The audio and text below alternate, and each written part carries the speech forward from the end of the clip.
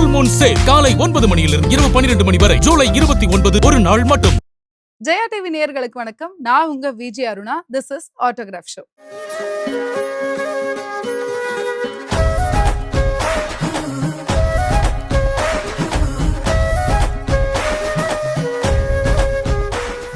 நம்ம இன்னைக்கு ஒரு லெஜெண்டரி ஆக்டரை தான் மீட் பண்ண போறோம்.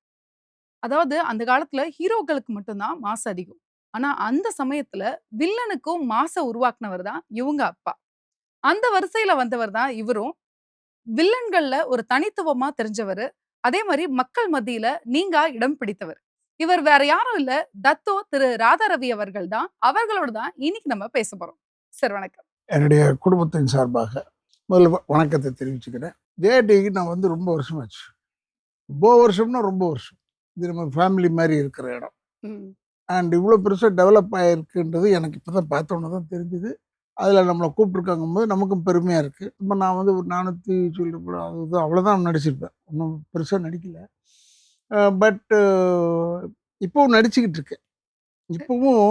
இப்போவும் என்னை வந்து புக் பண்ணுறதுக்கு ஒரு ப்ரொடியூசர் வர்றாரு. சித்தார்த்துன்னு ஒரு டைரக்டர் வந்து கதை நேற்று சொன்னாங்க. நேற்று கதை சொல்லி நான் நாளைக்கு இன்னைக்கு மத்தியானத்துக்கு மேலே இல்லைன்னா நாளைக்கு பேசுகிறேன், இல்லைன்னா காலையிலேயே பேசியிருப்பாங்க. பட் ஐ டோல்ட் தம் நான் ஜெயா டிவியில் கொடுத்துருக்கேன் டைம். நீங்க ஜெயா டிவிக்கு வந்தது எங்களுக்குலாம் வந்து ஒரு பாக்கியம் சார். ரொம்ப சந்தோஷம். கரெக்டு. பட் என்னென்னா நான் நினச்சிக்கிட்டு இருக்கிறது எப்படி நடந்ததுன்றது தான் எனக்கு ஆச்சரியம். இந்த மாதிரி ஒரு இன்டர்வியூவில் உட்காந்து 1-to-1 பேசி ரொம்ப நாளாச்சு. வேற ஒரு ப்ரோக்ராம் வாஸ் டிஃப்ரெண்ட். பட் இந்த 1-to-1 நான் பார்க்கும் போதெல்லாம் நினச்சிக்குவேன், இது மாதிரி நம்ம யாராவது கேட்டாங்கன்னா கரெக்டான பதில் சொல்லணும்டான்னு. அப்போ பார்த்தீங்கன்னா இந்த மாதிரி ஃபங்க்ஷன் வந்து இது ஒரு எனக்கு உண்மையிலே உள்ளே வந்து ரொம்ப ஒரு சந்தோஷத்தில் தான் வந்திருக்கேன். என்கிட்ட ஒரு கெட்ட பழக்கம் இருக்குது. தொண பேசுவேன்.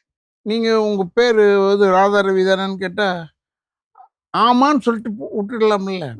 இல்லைங்க, ராதாரவி வந்து எப்படின்னா எங்கள் அப்பா வந்து என்ன ஆரம்பிப்பேன். புரியுது. அப்போ ஒரு சுற்றுவேன் எப்பயுமே. I won't come straight to the point. First Radharavi sir கூட நம்ம இன்டர்வியூ பண்ண போறோம் அப்படின்னு எனக்கு சொன்ன உடனே எனக்கு ஃபர்ஸ்ட் கேட்கணும்னு தோணுது. அமரன் படத்துல நீங்க ஆண்டவன் பெருமாள் கேரக்டர்ல பண்ணியிருப்பீங்க.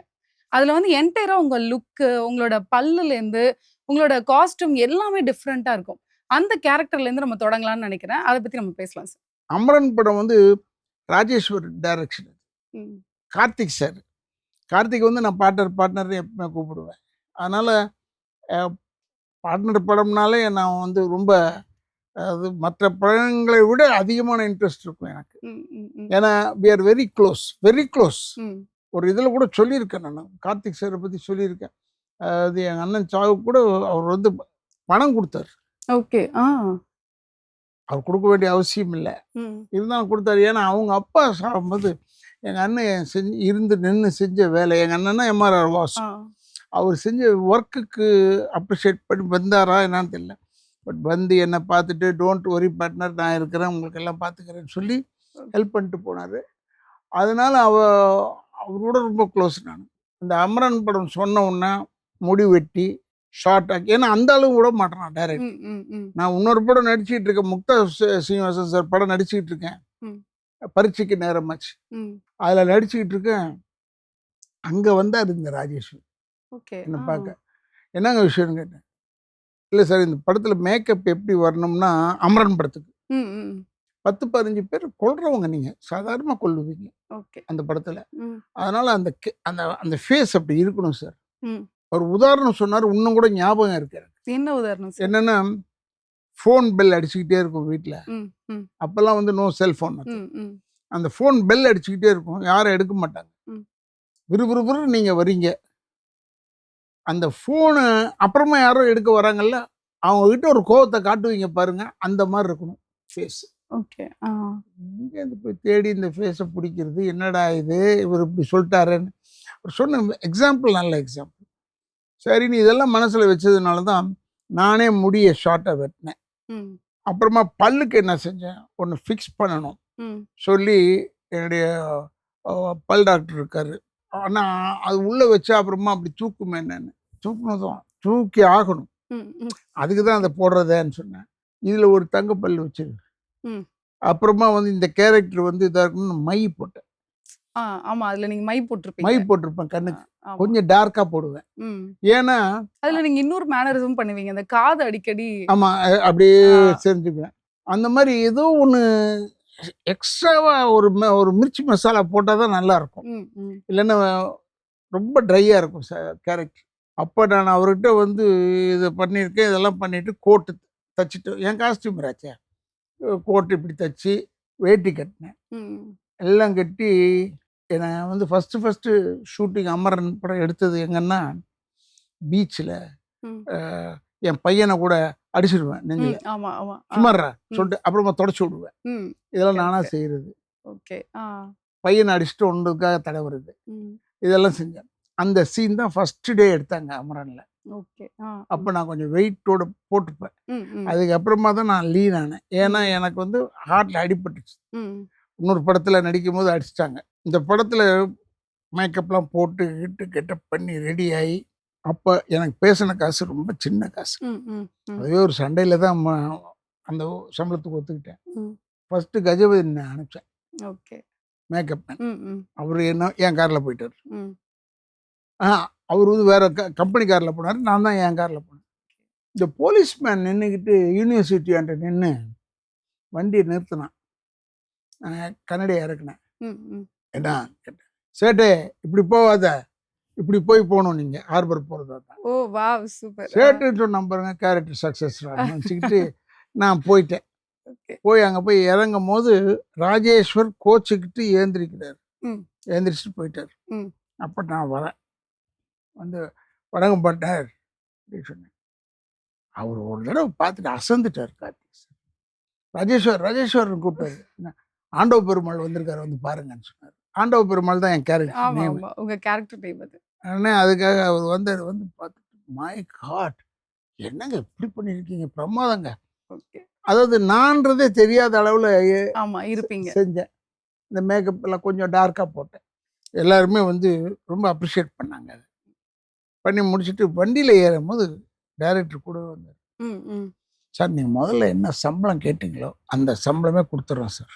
ஓ சூப்பர், சூப்பர். நான் தப்பு ஓகே. பண்ணிட்டேன் சார். உங்ககிட்ட போய் இவ்வளோ பேரம் பேசியிருக்க கூடாது சார் ஓகே. அப்படின்னு அவர் ஃபீல் பண்ணார் ராஜேஸ்வர். ம், ம், ம். அவர் அந்த அளவுக்கு கொண்டாந்தது வந்து இந்த அமரன் படம் மேக்கப் கெட்டப். உங்களோட மேக்கப் தான் இல்லையா? அதுதான் அந்த படத்துல இன்னொரு சீன் இருக்கு. ம், ம். என் பொண்ணை வந்து இன்னொருத்தன் லவ் பண்ணிடுவான். ஆமா, ஆமா, அது ஒரு சின்ன ஒரு ரிஃப்ட் இருக்கும். ஆமா. ராஜேஸ்வர் சொன்னார் ம், ம். டைரக்டர், நீங்க வந்து இந்த கை அப்படி ம். செய்யணும். ஓகே. அப்படியா? அந்த தட்டில் கலர் பிளேட் எடுத்து ம். எல்லாத்துக்கும் கருப்பு கருப்பா போட்டீங்க. ம், ம். கை மறுத்ததுன்னா எப்படி இருக்கும்? ஆமா, ஆமா. அந்த மாதிரி எல்லா கைக்கும் போட்டு ஒவ்வொன்னுத்துலயும் ஒரு மெனக்கெடல். ஆமாங்க பண்ணிதாங்க ஆகணும். இந்த கை அப்படி காமிச்சோன்னா அவர் என்ன செஞ்சார் ராஜேஸ்வர், அதுக்கு ஒரு ஷாட் வச்சார். ஓகே. இன்னும் அந்த படத்துல போய் பாருங்க, அந்த க்ளோஸ் அப் ஷாட் இருக்கும் கை. ஆமா, ஆமா. அது நானும் பார்த்திருக்கேன். ம். அவரு நம்ம பண்ற டெடிகேஷன் தான் இதெல்லாம் வந்து டெடிகேட்டட் டுவர்ட்ஸ் சினிமா. அமரன்ல பண்ணியிருக்கிற மாதிரி அண்ணாமலையில பண்ணியிருக்க மாட்டீங்க. அண்ணாமலையில பண்ணியிருக்கிற மாதிரி முத்துல பண்ணியிருக்க மாட்டீங்க. ஸோ இதுவே ஒரு நிறைய டிஃப்ரென்ஸ் இருக்கும். நீங்க ஒன்னொன்னுத்துக்குமே ஒரு மெனக்கடல் இருக்குல்ல சார். அதை வந்து 100% கொடுக்குறீங்க. அதுதான் எப்படி அப்படின்ற மாதிரி கேக்குறேன். அது வந்து ஏன்னா my directors and my producers எல்லாருமே இல்லை ம். ஹெல்ப்ஃபுல்லாக இருப்பாங்க. ம். அதாவது அவங்க வந்து டைரக்டர் வந்து சொல்லும் போதே கேரக்டர் இது முத்துக்கு சொல்லும் போது ரவிக்குமார் கேஎஸ் ரவிக்குமார் ம். அப்போ அவர் வந்து எதுவும் சொல்ல மாட்டார். ம். முத்துல நீங்க வில்லனு இதுதான் ஓகே. சொல்லியிருக்காரு. இவ்வளவுதான். அப்போ வில்லன்னா பணக்கார வில்லன் ஓகே. இது கேட்பேன் நான். ம், ம். நல்ல வில்லனா கெட்ட வில்லனான்னு கேட்பேன். ஓகே. வில்லன்லயே நல்ல வில்லன் வில்லன்லயே கெட்ட நல்ல வில்லன் கெட்ட வில்லன் இருக்குன்னா ஆச்சரியமா ஓகே. இருக்கும். ஆ. அதாவது நல்ல வில்லன்லாம் மேக்சிமம் குறைச்சிருவேன் ம், மேக்கப். ம், ம். கெட்ட வில்லன்னா ஏற்றிடுவேன். ம். ஏன்னா கெட்டவனா தெரியணுமே அதுக்காக. பட் இந்த முத்து படத்தில் எல்லா பெருமையுமே கேஸ் ரவிக்குமார். ஏன்னா இந்த மாட்டு கொம்பு அதெல்லாம் ஆமா. வச்சு முத்து படத்தில் செஞ்சார். நீங்க வர்றதுக்கு ஒரு மியூசிக் கொடுப்பாங்க. அந்த கார் முன்னாடி வரும். ஆனால் முதல் நாள் எடுத்த ஷூட்டிங் வந்து ம். ஊர் ஜனங்களே தருத்துவாங்களே என்ன கடைசியில் ஆமா, ஆமா. தருத்தி அடிப்பாங்க. அப்புறம் அடிப்பாங்க. ரஜினி சார் வந்து எஸ், அடிப்பார். எஸ். அந்த சீன் தான் ஃபர்ஸ்ட் எடுத்தாங்க. ஓகே. மைசூரில் எடுத்தோம் நாங்கள். ம். அப்போது ஓடிக்கிட்டே இருக்கணும். ஓகே. அப்போ நான் மேக்கப் போட்டு வரும்போது ரஜினி சார் எப்பயுமே ரொம்ப பிரியப்படுவார். ம், இதில் ம், ம். சொன்னார், ரவிக்குமார் சார் வாங்க பாருங்க, ராதாரவி பாருங்க, கெட்டப் எப்படி இருக்கு. அப்போ வடிவேலு அதில் செஞ்சுருக்காரு, காந்திமதிக்கா செஞ்சுருக்காங்க.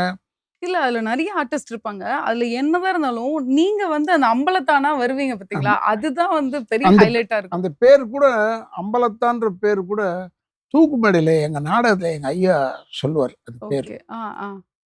அது அதை ஞாபகம் வச்சுருந்தேன், அது சொல்லணும்னு. அது கரெக்டாக இவரும் வந்து ஒரு பெக்குலியராக நேம் வேணும்னு அம்பலத்தான் சொன்னோம். ஓகே. ஆ, ஆ, ஆ. அந்த அம்பலத்தான்றது யாருமே பேர் அப்படி வைக்க மாட்டாங்க. ம், ம். ரொம்ப கெட்டவன் நான் அதில், ம், ம். அந்த படத்தில்.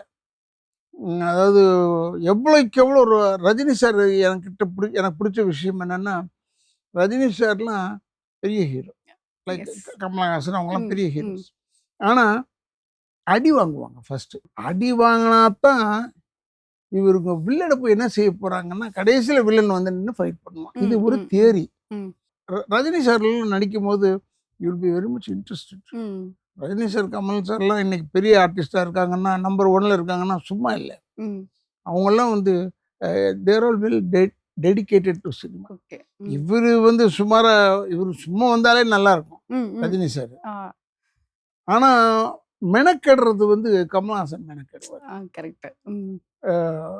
இப்போ இப்போ எனக்கு வந்து வேஷம் கொடுத்துருக்குறாங்க சொல்லும் போது இல்லை, ஓகே ம், வில் ம். டூ, அப்படி தான் இருக்கும். ம், இப்போ தான் நீங்கள் வந்து இந்த விக்கு செய்ய மாட்றாங்க. ம். ஒரு டைரக்டர் இப்போ எனக்கு ஆனால் மீசை மட்டும் கொண்டாந்துருங்கண்ணேன்னு சொல்கிறாரு.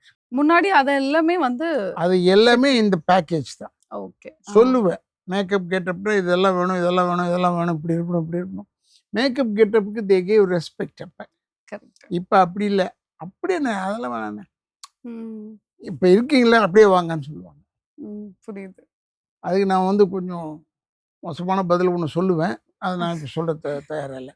சரி. பட் எதுக்காக சொல்கிறேன்னா, உங்களுக்கு சினிமா வந்து அதர் தென் த ஹீரோஸ், ம், ம், ஹீரோஸ் வந்து அப்படியே வரலாம். ம்,